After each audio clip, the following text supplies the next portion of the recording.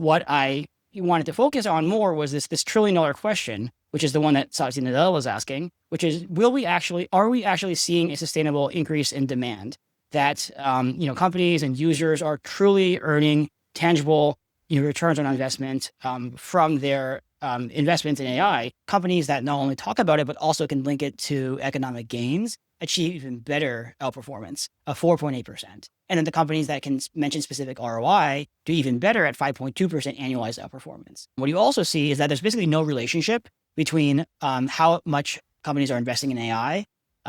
This is on the non-infrastructure side, and what valuations the market gives them. Laggards and early adopters are basically trading at parity with each other, despite one group being kind of way ahead in terms of using AI and the other group being like not even paying attention to this stuff at all. Kai, welcome back to Excess Returns. It's good to see you. Good to see you too. Our audience is probably very familiar with you at this point, because I think this is maybe your 6th or 7th time on. You've done some guest hosting for us, but today we wanted to have you on to talk about the latest investor update and what I would call like quasi-research paper you put out. This is going to be a very interesting discussion because I think a lot of investors are interested in this topic. But for our audience that may or may not be familiar with Kai, you're founder of Sparkline Capital. You run a number of investment strategies through ETFs focusing on intangible value. And I think you've carved out a space in the market for looking at and analyzing companies through the lens of intangible value, through machine learning and natural language processing. And a lot of your research is sort of oriented and focused on that specifically. And the article that you put out, which was titled AI Adopters, Beneficiaries of the Boom, sort of is like asking this question that is in a lot of investors' minds, which is where are the beneficiaries coming from AI? And so you tried to take a systematic approach to looking at this and kind of thinking about in the context of market history, and also just, how to go about identifying where these sort of opportunities are. And before we kind of get into it, this piece is available at etf.sparklinecapital.com, where you can go download this report. This conversation is going to have some charts and images from what Kai put out. So if you're not listening or watching on YouTube, you might want to pop over there because it's make it more from it. So anyways, Kai, hopefully that's okay opening. Sorry to be so long-winded, but we're obviously big fans of everything that you're doing over there. I wanted to start with where you started the paper. We're just going to kind of follow this chronologically through, but you had a quote from Satya Nadella, CEO of Microsoft, and let me just read it.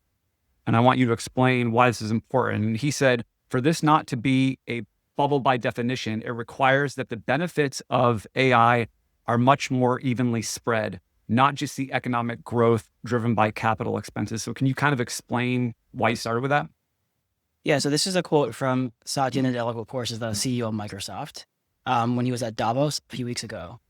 And what's interesting is that he addresses the question of, is AI a bubble, head on. And he says, look, I can give you a framework for telling you whether it is or is not a bubble. Basically, if it is a technology that only helps tech companies, and say in 10 years, we're just talking about how, NVIDIA backed OpenAI, which backed Microsoft, and so on and so forth. And the money just kind of flows within that tech ecosystem, that will have been a bubble, right? That if the growth is just driven by CapEx in a very narrow set of stocks, that's a bubble. Whereas conversely, for it to not be a bubble by definition, what we need for the technology to diffuse more broadly through the economy into non-tech stocks. He gives an example of a one use case. He says, look, if we're talking about a miracle drug that came out in 10 years, that was brought to market due to AI accelerating clinical trials, that's a win. Right. And he says, and then he goes on to say his view on whether we are or are not in a bubble. And his view is that we are not in a bubble because he does think at that quote, it's happening that let me get his full quote actually. He says, it's happening. I'm much more confident that this is a technology that will in fact build on the rails of cloud and mobile, diffuse faster and bend the productivity curve and bring local surplus and economic growth around the world, not just economic growth driven by capital expenditures. That's a narrow point in time. Right. So he does, obviously, given, he could be biased, but he does see a future in which technology does diffuse. Now, you asked why this is important. I think this kind of frames the entire piece, which is this piece actually builds on something I wrote in October last year called Surviving the AI CapEx Boom. And that paper, as you mentioned, Justin, draws on history and talks about the historical implications of the infrastructure buildouts that we've seen and adopted a more kind of bearish tone on a variety of factors. This paper is kind of the sequel to that, focused on more where the opportunities lie. And, what I wanted to focus on more was this $1 trillion question, which is the one that Satya Nadella was asking, which is, are we actually seeing a sustainable increase in demand that, companies and users are truly earning tangible, returns on investment from their investments in AI? Because if so, then they'll continue to do so, to continue to invest in AI, driving revenues to the infrastructure builders. And if not, they'll abandon their pilots, and we'll have been in an overbuilding cycle, and it will have been a bubble, right? So the whole framing of this paper is trying to tackle that question head on and say, what evidence do we have in terms of where we are in the cycle, and if adoption is real or just kind of a hype. So one of the charts you have in here is this classical technological diffusion curve. So based on, where we are today, where do you think we are on that curve and trajectory now? Yeah, so this is kind of that classic S-curve adoption diffusion graph from Everett Rogers. I adapted it a little bit for the current situation. So basically I say, look, the technology diffuses in 5 stages. The first is what I call the infrastructure phase. It's like the first thing you need to do when you're building any technology, whether it's the internet or AI, is build the rails. And in this case, it's building out data centers full of GPUs to actually run the technology. Once that's done, then the next question is, will people actually buy it, right? And maybe they should be more in parallel, but for whatever reason, it tends to be the case that these occur in series. And then from there, after the early adoption phase, there's like the laggards come into play. That's the early majority, the late majority, and then the true laggards start to adopt. And that's when, you kind of know that the technology has reached saturation. And so these S-curves can be traced through history, from the electricity, the railroad, the cell phone, et cetera. And you kind of see these things evolve over multi-year periods. There's some numbers attached with this too. So in general, when Rogers put together this framework, it was 2.5%, kind of the 2 sigma tail, were considered the innovators or infrastructure builders, right? The NVIDIAs, Googles, Microsofts of the world. And it was around the next 13.5% to get you to 15% was the early adopters, and then the other 85% were the laggards. If you look at the actual adoption data, so the U.S. Census maintains some data on this. Around 10% of businesses are currently using AI in production in the U.S. So it kind of puts you around that point. But more to the point, though, I mean, if you look at just the way that the vibes have shifted and how Nadella has been framing the issue, even just 2 weeks ago, is, for most of last year, the question was, can we build it, right? Can we build enough GPUs? Will the next generation of NVIDIA's GPUs actually work? And can they produce them on scale? Can we network them? Can we get enough capital together to build out these massive data center sites? Who's going to pay for all this stuff, right? Those were the big questions that were asked, and they're more or less solved, right? So we're now kind of on the path to spending several $1 trillion in building data centers over the next 5 years. So then the next question becomes, okay, great, so we can build it. Now the next question is, will they buy it, right? Will there actually be sustainable end user demand for all the stuff we're building? And if the answer is yes, that's great. Maybe it'll have been worth it. And if the answer is no, then we're obviously in trouble, right? And so that's what I think everyone's asking. You can look at, as the best barometer of where we are in the cycle, look at Oracle stock, right? Like it's fluctuated a lot, where last year, in the summer when they announced that big deal with OpenAI, it went up 30% in overnight. Investors were at the time very euphoric around any investment into building out more AI capacity. Since then, the stock's gone down 50%. Right. So I think the vibes have shifted a bit, and investors are starting to say, maybe that's not the best play, and we should be more thoughtful about where this money goes and whether it will actually generate ROI or not. And if you look at the history of these booms, you do find that the kind of stock performance of each sector kind of mirrors, where you are in the cycle. So in the telecom boom, for example, Global Crossing, even AT&T, those stocks outperformed not just the stock market, but even the NASDAQ for the first few years of the boom until they didn't, right? So in the very beginning, infrastructure firms, they do well because, people are spending money on building stuff. And then later the leadership rotates into early adopters and then eventually to the rest of the market. So the big question I think everyone is asking here is whether that spend, is going to generate a positive ROI. And there's, people on both sides of the fence, right? So how did you kind of tackle this, looking at this with this AI-driven ROI taxonomy framework? Yeah, look, so I think the challenge that I saw is that most of the data on this, trillion-dollar question that underpins the entire boom comes from small surveys. If you remember, there was a survey under the guise of MIT, where they found, I think 95% was the headline of AI pilots fail, right? And that was, a kind of spooky headline. But if you actually dig into what that was, the survey of like a handful of enterprises, right? So not necessarily statistically significant and certainly not representative of the broader universe. And not just to pick on them, there are examples on both sides of the fence that are like wildly optimistically, wildly pessimistic, but all just based on surveys of a select few CEOs or CIOs or whatever. And so that's no way to kind of go about answering what is, again, this super important question. The approach I chose here, it's not perfect, but I think is at least gets around some of the sample selection issues, was to try to look at the information in publicly available earnings calls. Right? So this is information we all have access to each year. Thousands of companies have their CEO, CFO on these calls and doing prepared statements and then answering analyst questions around various topics. Of course, AI is one of the major topics that these folks are forced to address today. And what I did was I said, let's parse these documents with an eye on one fact, which is we know that these CEOs are incentivized to talk a big game. They're incentivized to overhype how they're investing in AI because it will help the stock price. Everyone knows that. So how do we kind of combat that? And what I decided to do was to try to look not just at mentions of AI, which we do look at, but in addition, look at more narrow, restrictive subsets of calls in which the CEO or CFO reports quantified improvements in revenue, costs, productivity, margins, risk, capital efficiency due to AI.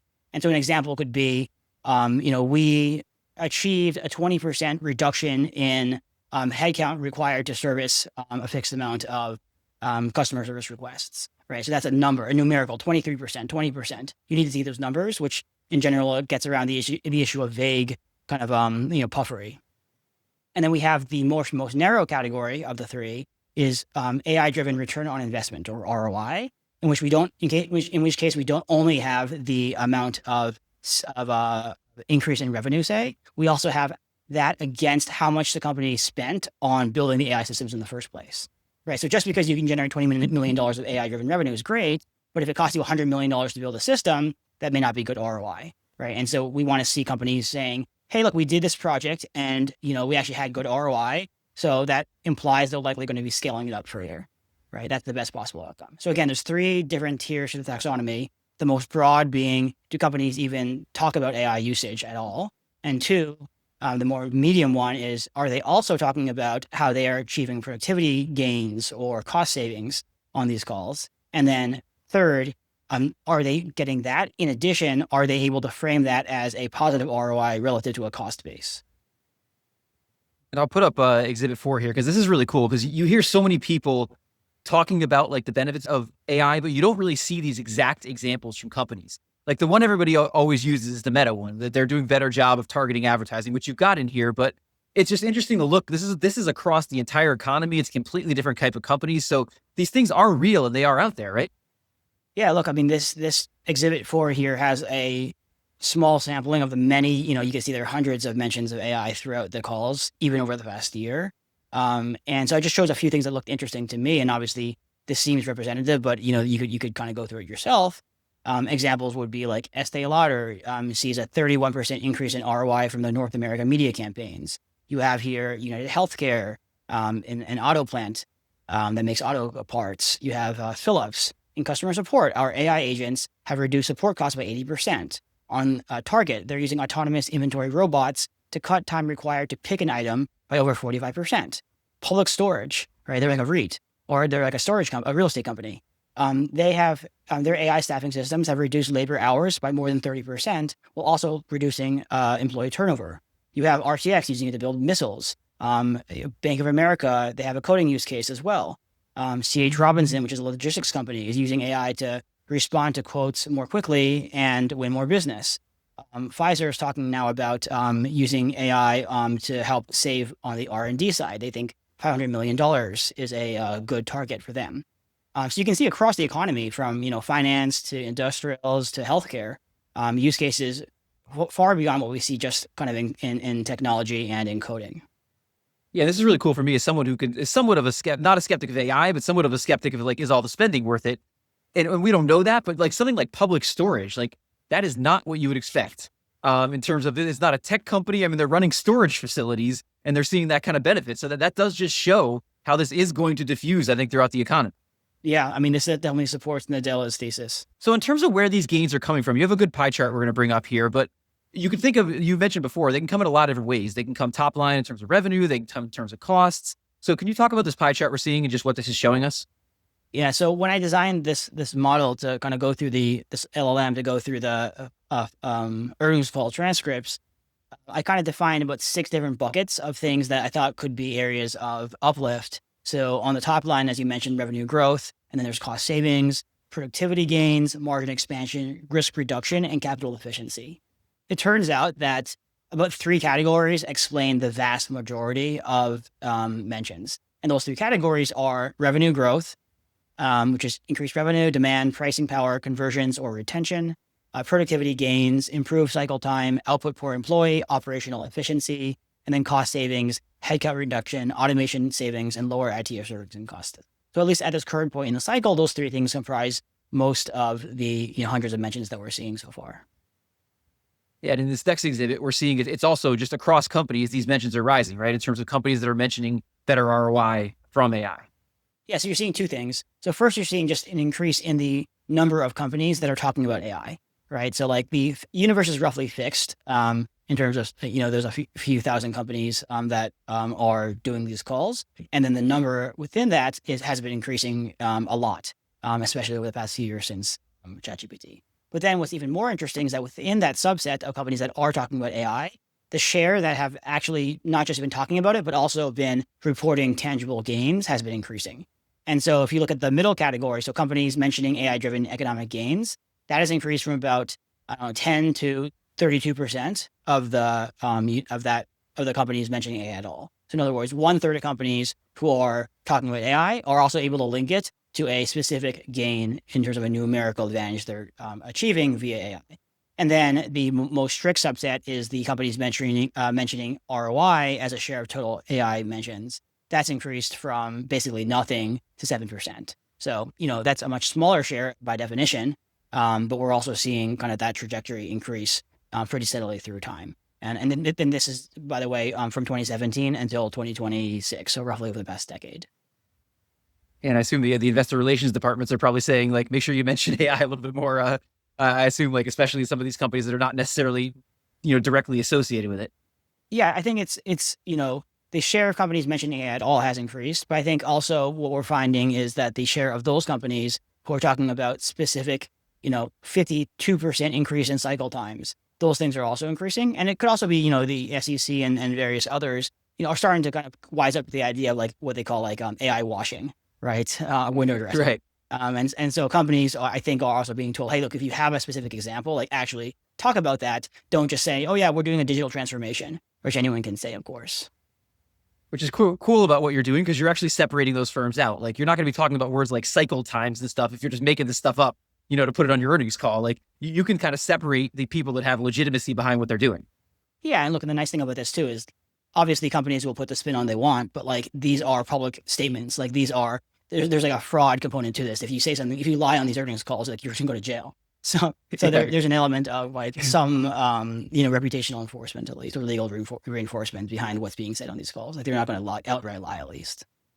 So as we move to Exhibit 8, this is kind of cool. You're able to take a look here at the companies by category, and then are they generating excess returns? So can you talk about that?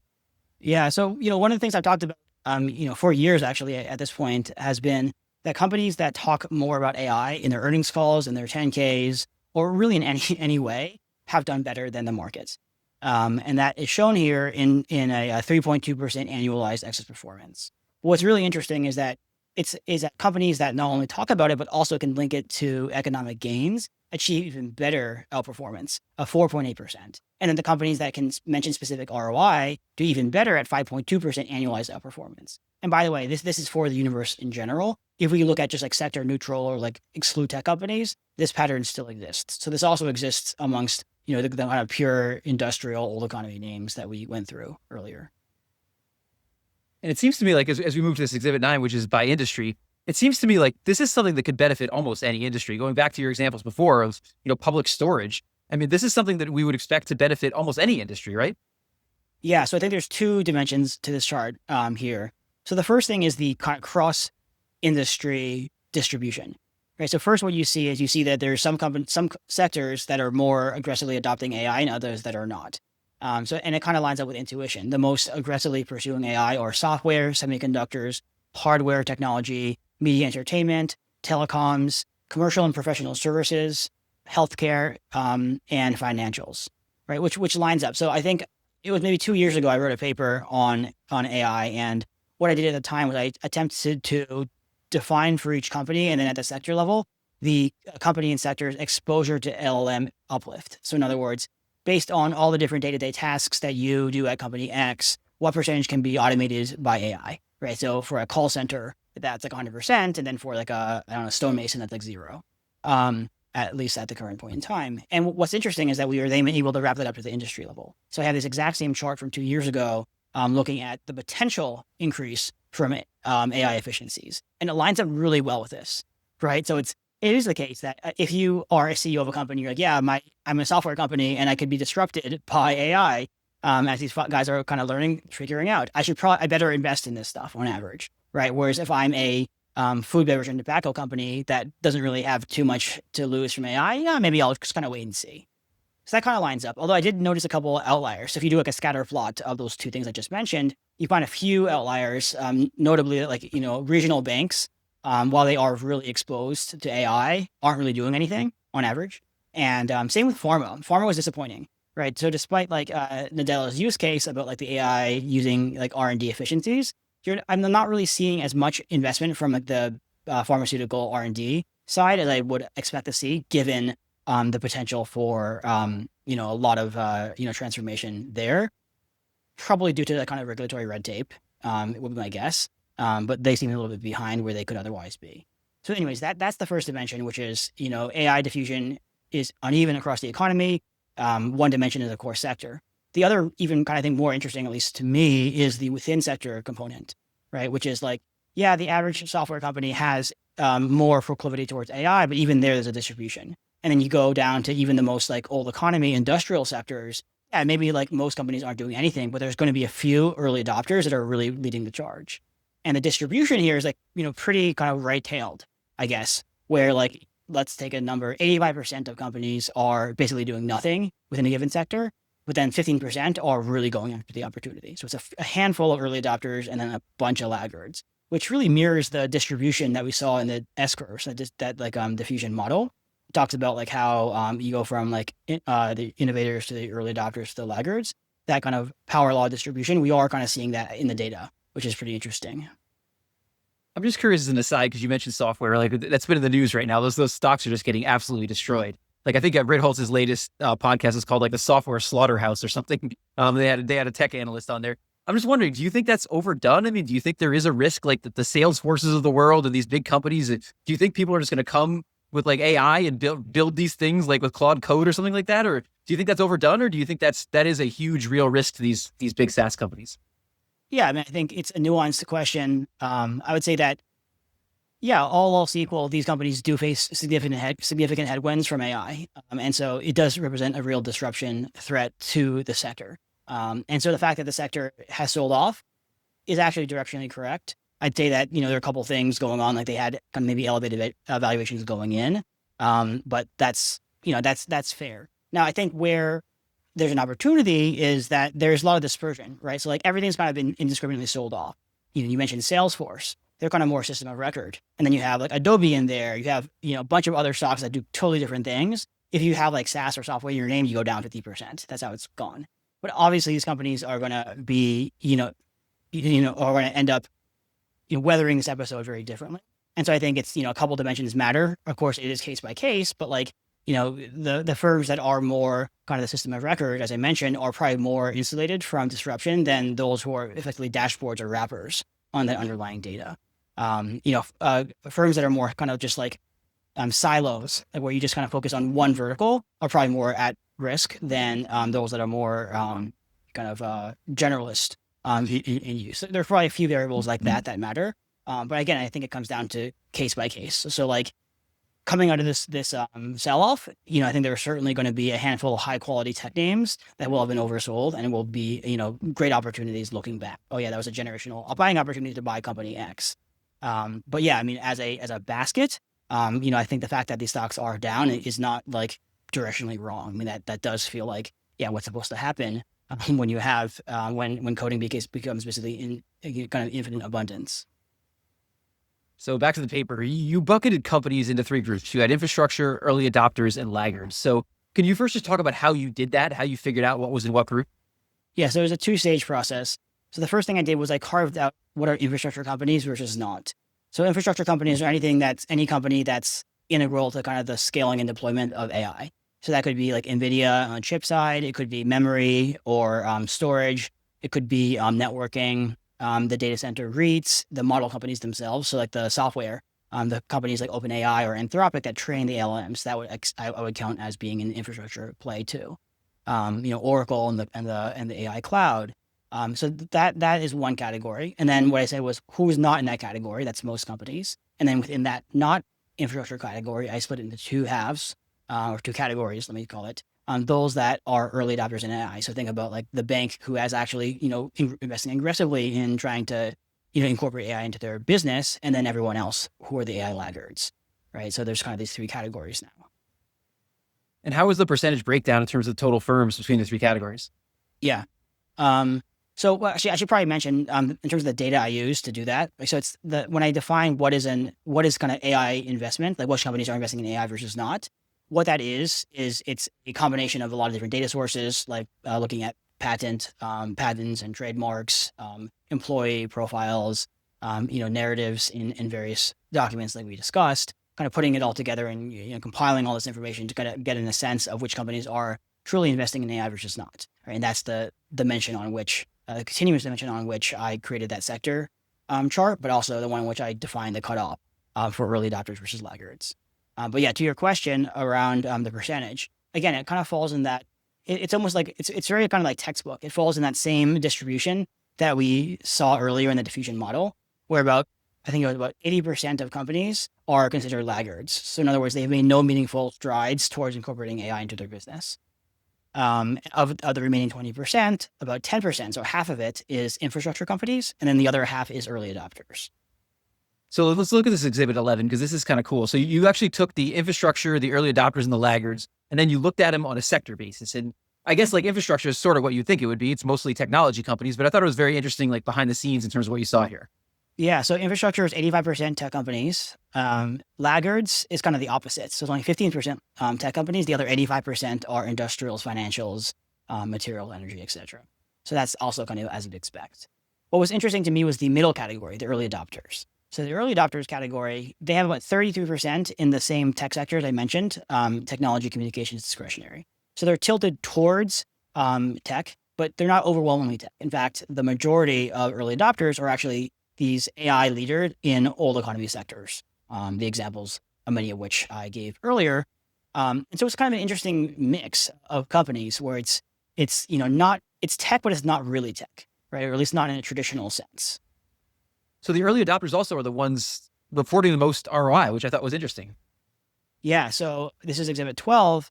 What I did was I said, now that I had this basket of stocks that are defined as early adopters based on my kind of ex ante measure of adoption, right? So going into the year, we know who we can define which group. And then now we can look over the course of that year. So going into 2025, now over 2025, what's actually are these companies saying about their ROI in AI driven projects? And what we find is a pretty strong correlation. So we find in early adopters, about 81% are talking about AI. 51% are reporting AI gains, and then 17% AI ROI. On the opposite side of the spectrum, the laggards, you only have 38% talking about AI, 9% about the gains, and 1% ROI.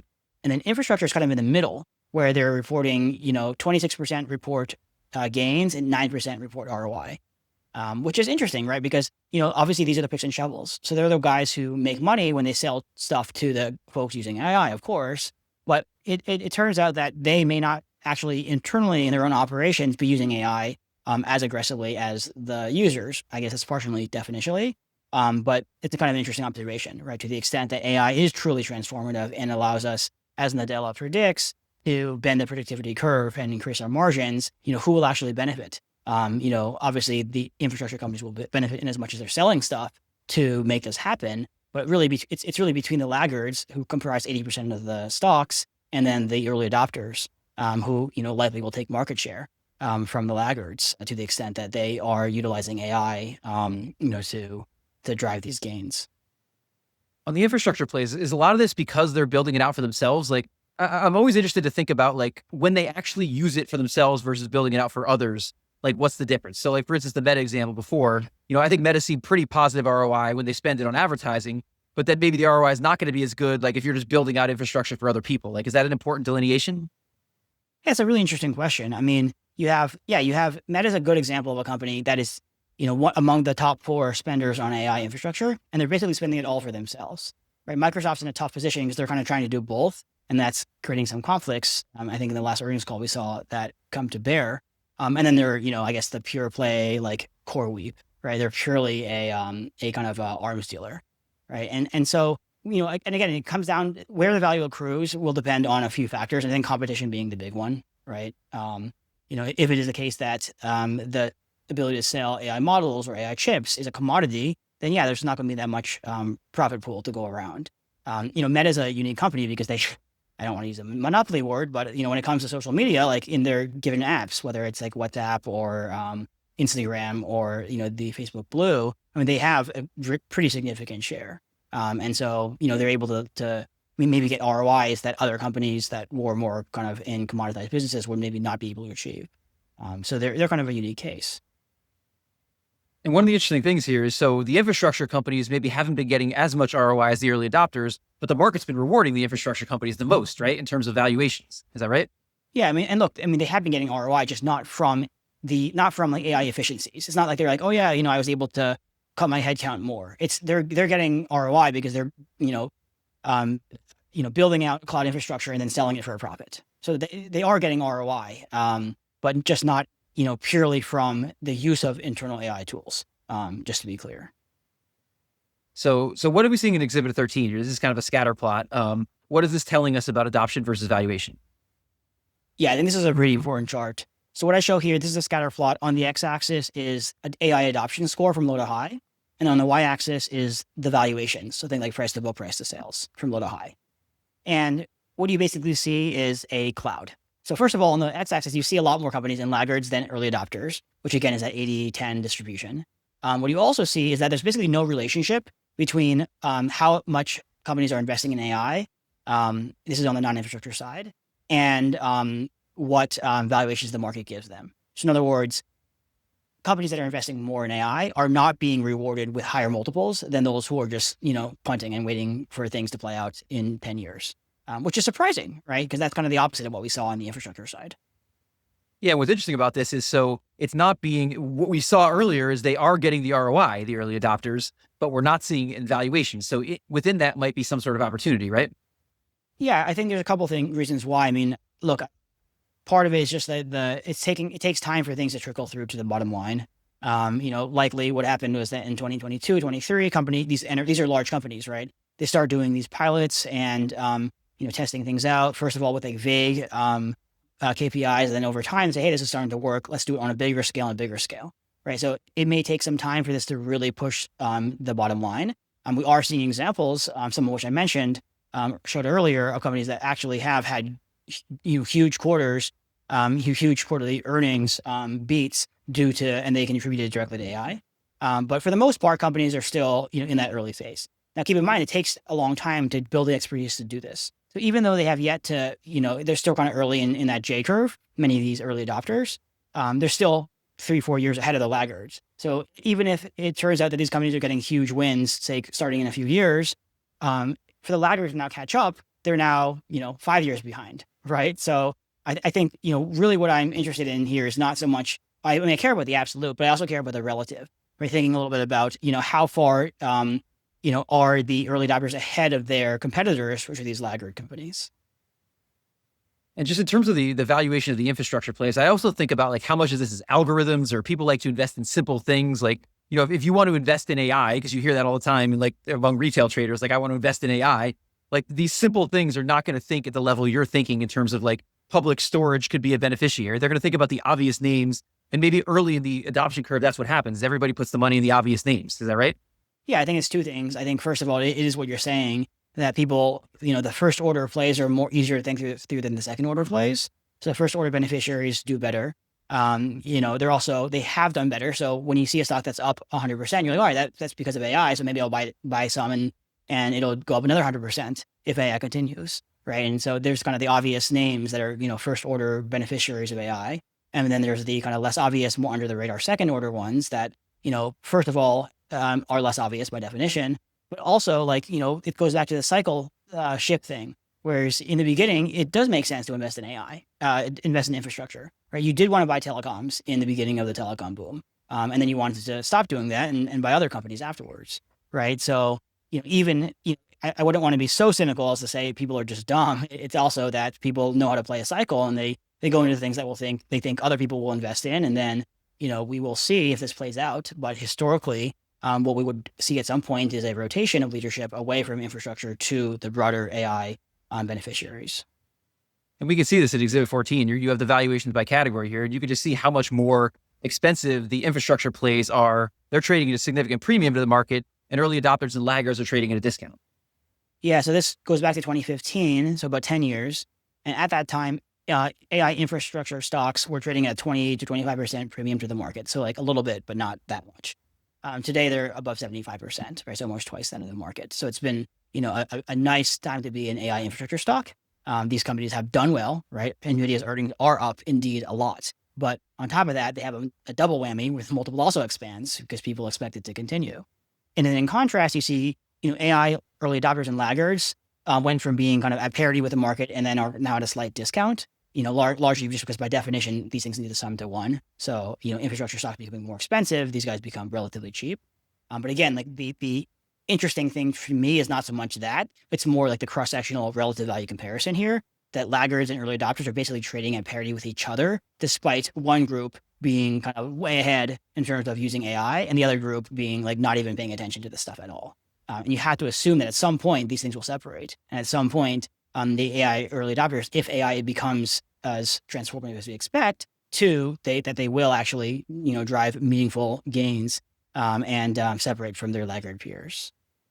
And what I think is cool about what you do is the way you analyze data, you're able to find benefits from these early adopters before they're necessarily showing up in financial statements, right? Like you're probably not seeing it in EPS figures yet, but you're seeing that they are getting those benefit and that ROI. Right. I mean, that goes back to what I was saying before. Like, we looked at which companies are making investments in AI patents, for example, or AI talent. And then it turns out that the next year, we also start to see them talk about, we actually did this thing and it worked out. We had this like 25% ROI. Right. And then, the next logical step would for that be that to translate into higher EPS and then into higher multiples as people start to wake up to this, new narrative. So you drew a parallel in the paper, and this gets back to your CapEx boom paper as well. You drew a parallel to railroads and fiber optic cable in terms of the builders subsidizing the users through overcapacity. So can you talk about how that works? Yeah. So if you go back to like the railroad boom of the 1860s, hundreds of railroads were set up to capitalize on this opportunity in connecting the United States transcontinentally. They do that and they all go bankrupt, right? And ultimately what you find is that the railroads did create tremendous value for the US into the GDP, et cetera.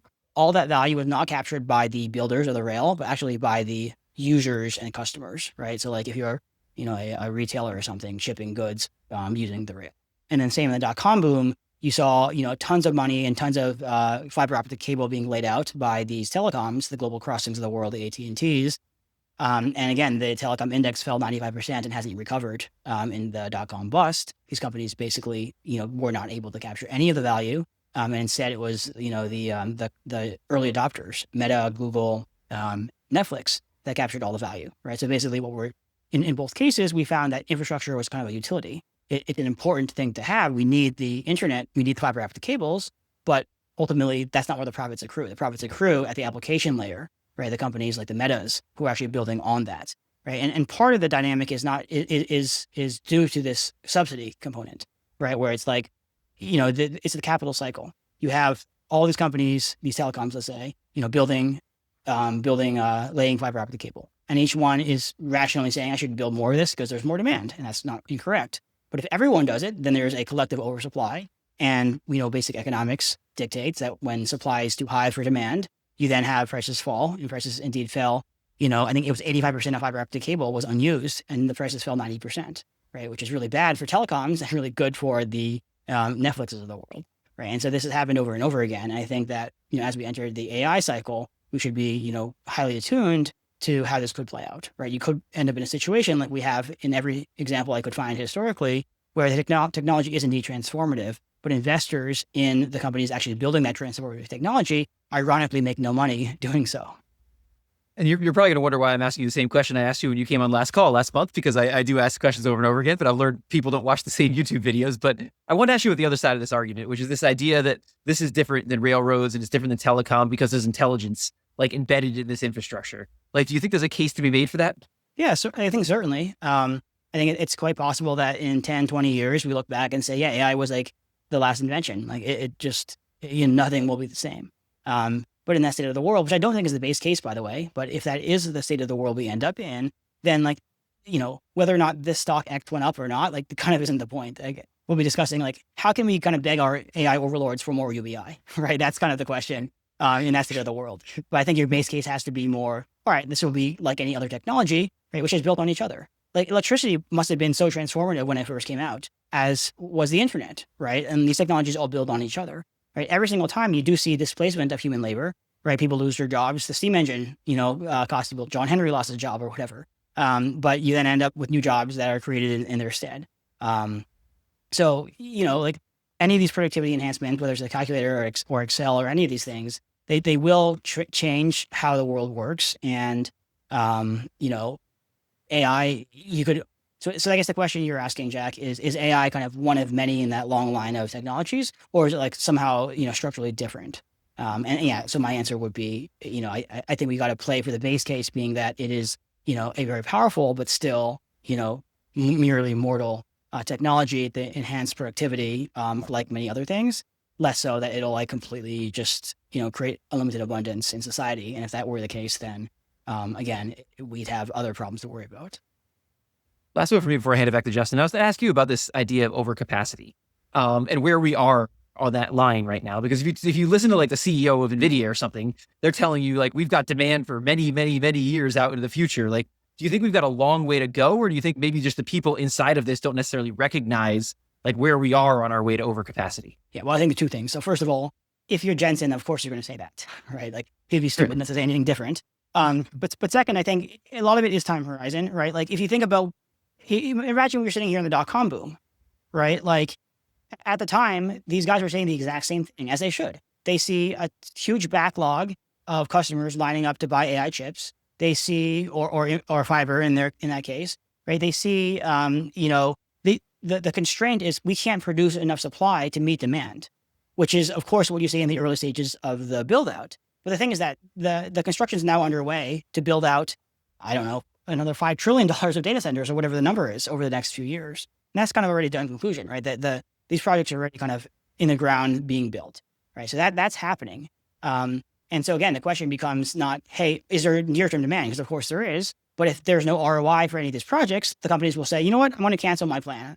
I'm canceling my order. I wanted these chips, but actually it turns out that these things are useless. So yeah, I don't want them anymore. Right. And that's the situation that these companies could end up in, where they, build for a 5-10 year, whatever horizon. And, the demand, that seemed to be there is ephemeral. And that, if there is no ROI in these projects, then yeah, I think the other thing to note is like ChatGPT, people always point to the exponential growth of the product, which is impressive, but only 5% of those users are paid, right? So only 5% of people who actually use ChatGPT are saying, I'm going to spend my hard-earned dollars to use this product. 95% are saying, yeah, this is cool, but like, I don't know if I want to pay for this, right? And so that's the other piece too, which is it's not just usage, it's also, well, can they monetize that usage? Well, it's that. And like you pointed out in the paper, like is there an actual moat around that business? And you have a chart that shows how much jockeying and how much competitiveness there is among these LLMs and sort of the adoption curve and how OpenAI was way ahead. And now it's kind of neck and neck with some of these other ones.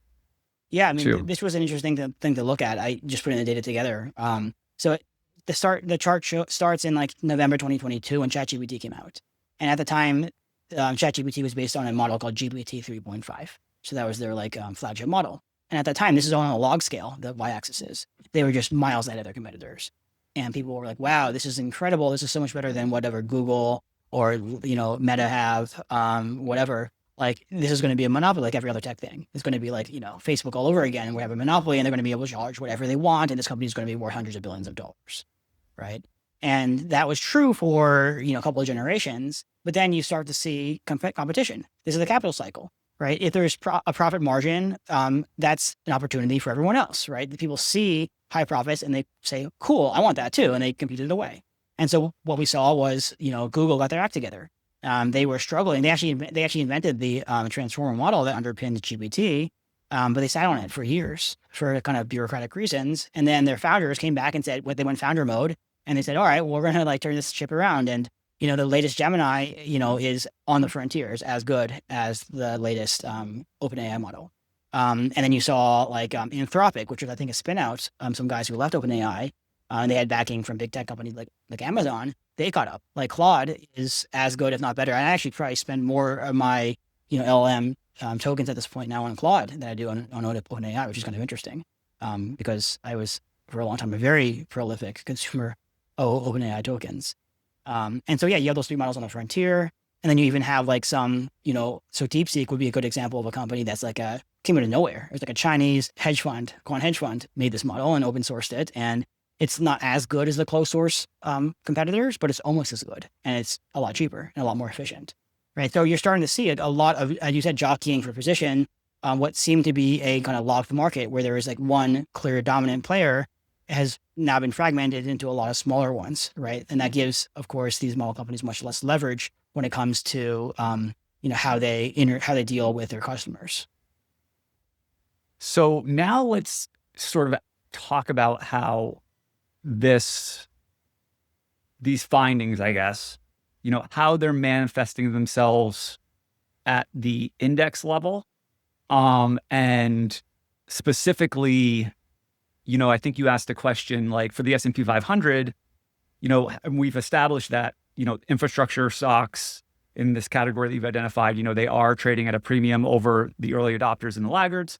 But you kind of looked at the exposure of the laggards or early adopters and infrastructure across various market index and then across the portfolios that you also run. So talk about what that looks like both at the index level, and then we can get into, I think, some of how your portfolios sort of are reflecting this in the way that you select stocks.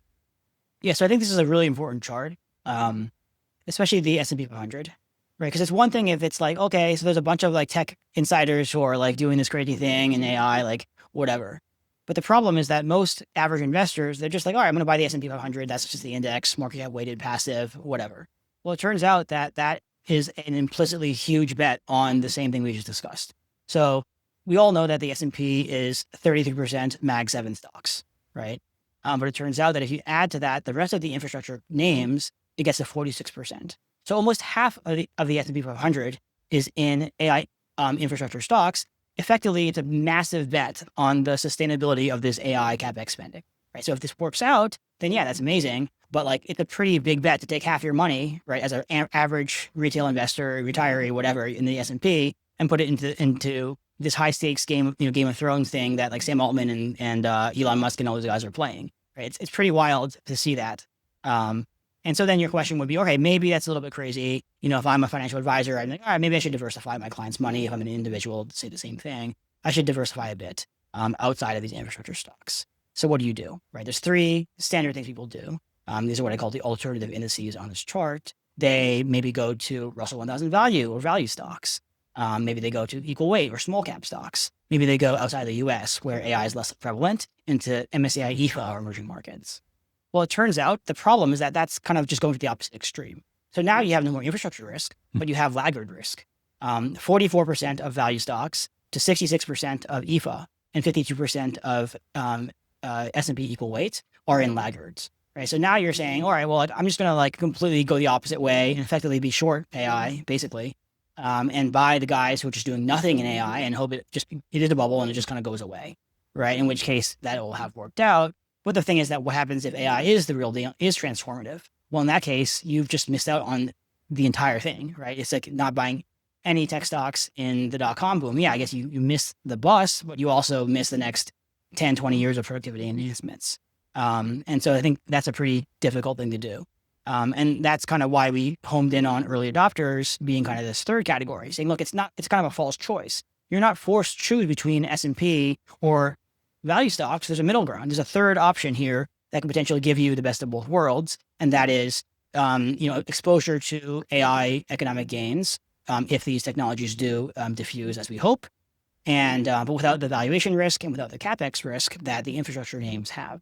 Right? And so this is, specifically focused on our funds. It's just an investor letter, but it shows the positions of our funds being kind of heavily concentrated, 56 to 59% in these AI early adopters, which, we believe are currently positioned, as a way of, kind of in the best, most balanced way towards the AI opportunity, which, also comes with lots of risks too.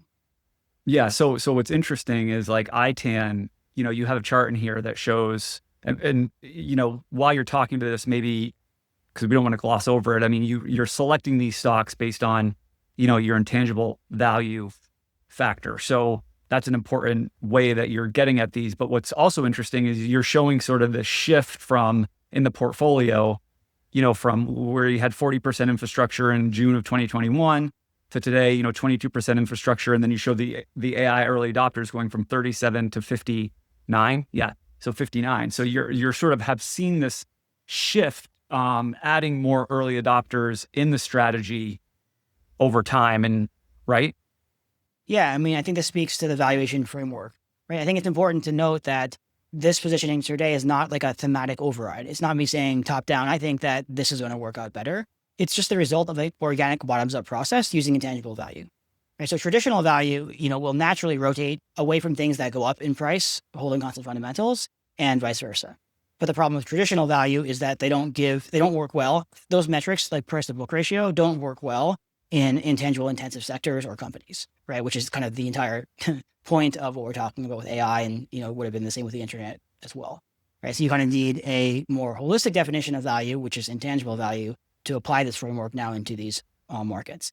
So what's interesting is you go back to 2021 when the fund, this is ITAN, was incepted, it was actually overweight in infrastructure names, right? So, we were labeled by the Wall Street Journal, we were called the value investor buying big tech stocks. It was kind of a non-consensus play for a non-consensus play for a value investor to be overweight, not just big tech, but also infrastructure, right? So we had 40% in AI infrastructure, the S&P had 33%. And that was, companies like NVIDIA and such. And then what happened is that over time, as the AI narrative took off and these stocks went up in value, right, just naturally, our model said, hey, we still like it. NVIDIA is a great stock, but look, its price is now whatever times it was before. Let's start selling it down, right? So the models naturally rotate out of the stocks that did really well and the valuations increased. We saw the chart when it went from 28% to whatever, 75% premium.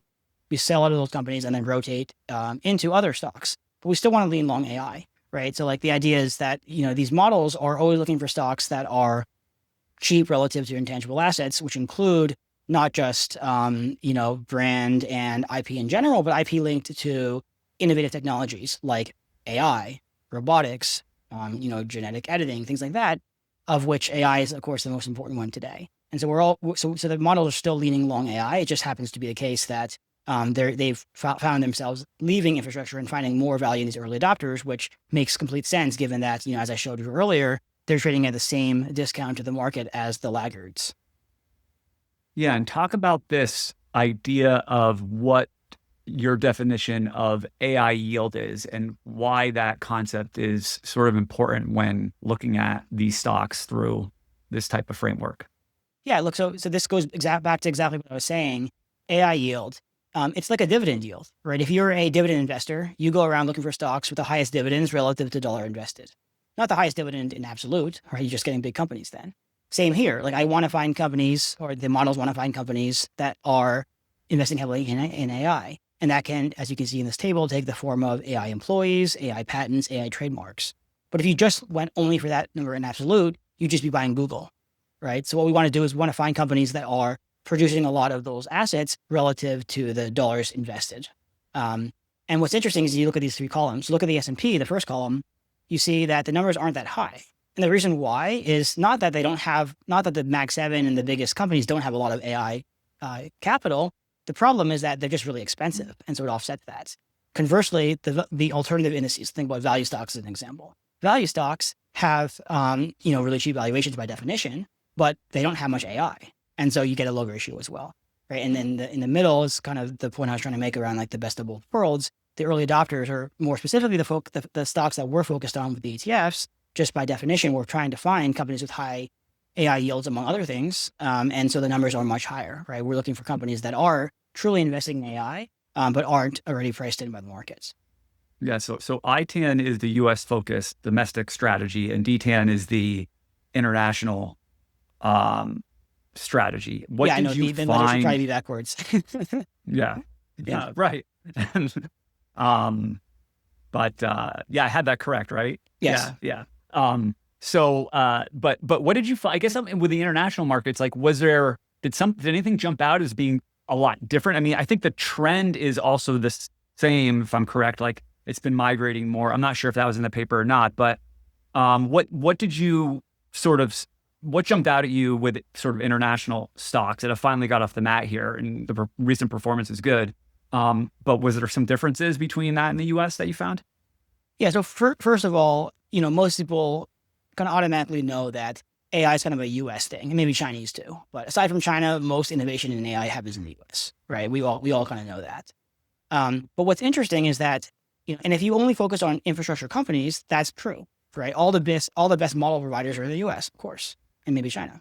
But if you are willing to do what I did and expand the definition of AI beneficiaries to also include second order beneficiaries, companies that are positioned to use AI to drive better profits, right? You may have noticed that some of the companies in the examples of earnings calls reporting AI ROI were non-US companies, right? AI doesn't discriminate with regards to where you are in terms of if you're a user of the technology, right? So if you're able to do early adopters, there's actually plenty of good companies out there in the non-US space that have this exposure. So 56% is about the same as what we saw in the US. So yes, we do see fewer AI infrastructure companies in the non-US space, like Siemens Energy takes lines in there. A lot of the companies that we all know about, like ASML, are kind of expensive. Like, it's too obvious. And there are probably more laggards, right? European companies, they may be less innovative, but they have other things going for them, right? They have maybe stronger brands, like luxury products, things like that. And so you see more consumer discretionary. So you kind of find other ways to find edges outside of AI. But yeah, the big thing is that is the early adopter space. And then if you look within that blue category, in terms of how the sector distribution looks, in the US, it's more tech companies. And in non-US, it's more healthcare, consumer discretionary, industrials. And that, again, reflects largely just the composition of the underlying universe.